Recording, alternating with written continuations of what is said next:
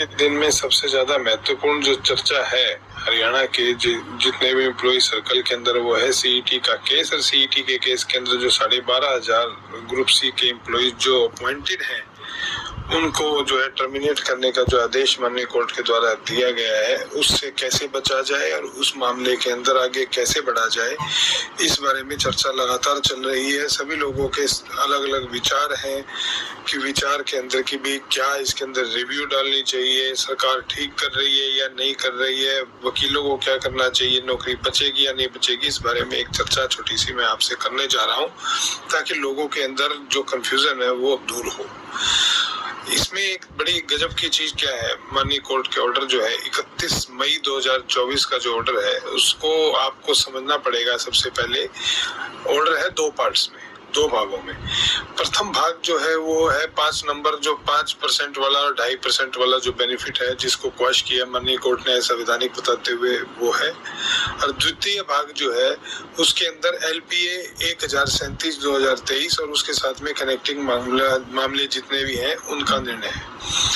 एक तो ये चीज को कंफ्यूज कर रहे हैं लगातार लोग कि भाई ग्रुप डी को कोई खतरा है, TGT को खतरा है। इस चीज को तो अपने दिमाग में से कृपया करके प्लीज निकाल दीजिए। ना ग्रुप डी को कोई खतरा है, ना ही कोई TGT को खतरा है, क्योंकि जो दूसरे भाग की जो डायरेक्शन है वो केवल मात्र CET ग्रुप सी को लेकर के है। पहले भाग की डायरेक्शन TGT और ग्रुप डी और सभी को लेकर के है। और पहले भाग में किसी भी रिक्रूटमेंट को क्वैश नहीं किया गया, केवल पॉलिसी को क्वैश किया गया। दूसरे भाग में रिक्रूटमेंट को क्वैश किया गया। ठीक है, ये तो आपको क्लियर समझनी पड़ेगी। अब आ जाते हैं इसकी ऑर्डर की इंटरप्रिटेशन के ऊपर और क्यों इसके अंदर रिव्यू डालनी चाहिए, क्यों इसके अंदर सरकार ने अपील डाल के जल्दबाजी की और गलती की। मेरी जानकारी के अनुसार जो है इन्होंने अपील इसलिए डाली क्योंकि माननीय जज साहब जो है शायद विदेश में है, तो उनके देश में आने का HSSC इंतजार नहीं करना चाहती थी, इसलिए इन्होंने जल्दबाजी के अंदर अपील डालने का काम किया। सुप्रीम कोर्ट के अंदर इन 20 ग्रुपों की कोई सुनवाई उस दिन नहीं हुई। सुनवाई केवल मात्र 5 नंबरों वाले मामले की हुई और इन मामलों के ऊपर सुप्रीम कोर्ट ने कोई भी सुनवाई नहीं की और मामले को पूरी तरह से खारिज करने का काम किया गया। अब आ जाती है बात रिव्यू की। रिव्यू क्यों? पहली बात तो समझिए, review legally and validly maintainable है। इस मामले के अंदर किसी प्रकार का अपने दिमाग के अंदर को कंफ्यूजन ना रखें आप सब लोग। इसका कारण है कोर्ट के अंदर जो ऑर्डर के अंदर कुछ ऐसी गलतियां जो कि कमीशन की गलत असिस्टेंस के कारण आई है। मैं आपको बताता हूं, आपने ऑर्डर के अंदर कुछ टेबल्स को देखा होगा, लंबी वो टेबल्स आई हैं कमीशन के एफिडेविट के कारण। जो एफिडेविट उन्होंने 13 मार्च 2024 का उन्होंने कोर्ट के अंदर सबमिट करने का काम किया था। उस एफिडेविट के अंदर कमीशन ने उन ग्रुप्स का रिजल्ट भी पेंडिंग दिखाया जिनका कमीशन ने निकलवा करके उनको ज्वाइन कराने का काम किया। देखिए कितने गजब, कितनी ज्यादा लापरवाही लोगों ने बरतने का काम किया। आप समझते हैं इसके अंदर सबसे ज्यादा जरूरी जो चीज थी जो कमीशन की तरफ से कोर्ट को बताई नहीं गई वो यह थी कि इन ग्रुप्स ने कोई भी सोशियो इकोनॉमिक क्राइटेरिया का किसी भी प्रकार का कोई बेनिफिट नहीं लिया है फाइनल स्टेज के ऊपर, और इनिशियल स्टेज के ऊपर भी कहीं ना कहीं बेनिफिट अगर लिया भी होता तो भी इन ग्रुप्स के ऊपर कोई इफेक्ट नहीं होता। हालांकि मेरा मानना है कि बेनिफिट नहीं लिया है, लेकिन इसके बारे में सारा का सारा डेटा जो है वो तो कमीशन के पास ही था, तो कमीशन ने कहीं ना कहीं असिस्ट कोर्ट को नहीं किया। जो वो 20 ग्रुप हैं उनके अंदर 9 ग्रुप अलग और 11 ग्रुप अलग, 2 टेबल्स अलग अलग बनाई गई हैं।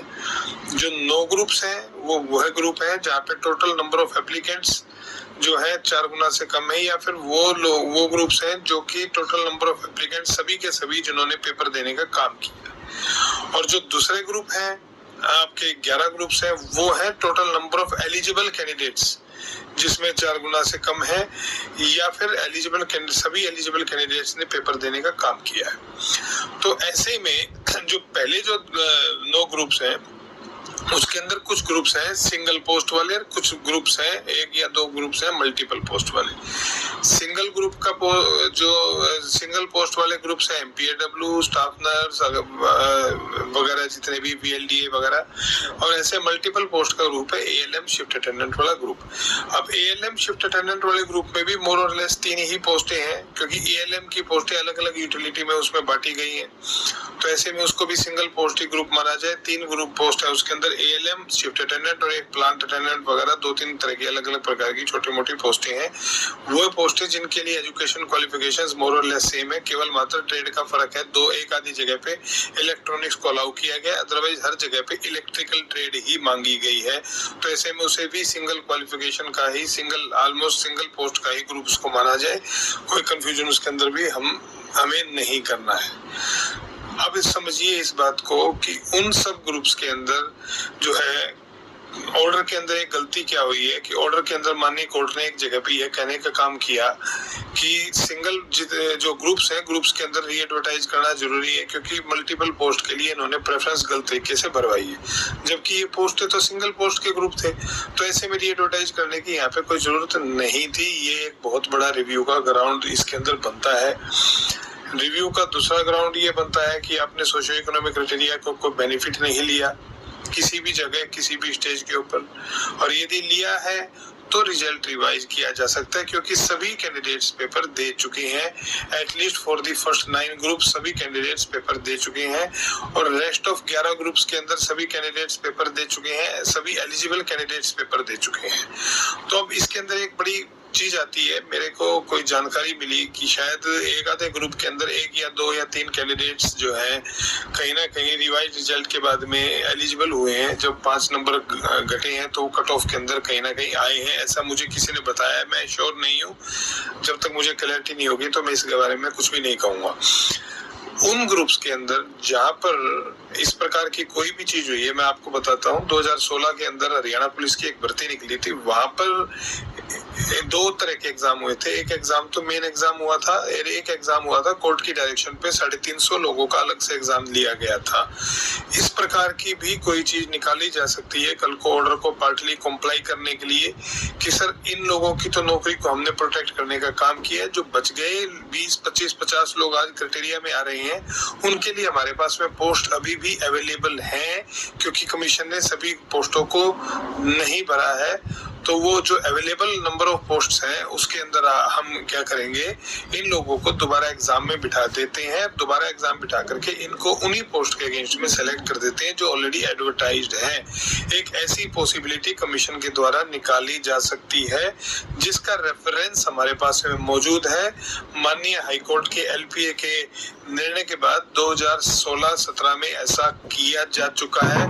इसी हरियाणा स्टाफ सिलेक्शन कमीशन के द्वारा किया जा चुका है, हरियाणा पुलिस की भर्ती में किया जा चुका है। तो कोई कंफ्यूजन ना रहे किसी भी प्रकार का।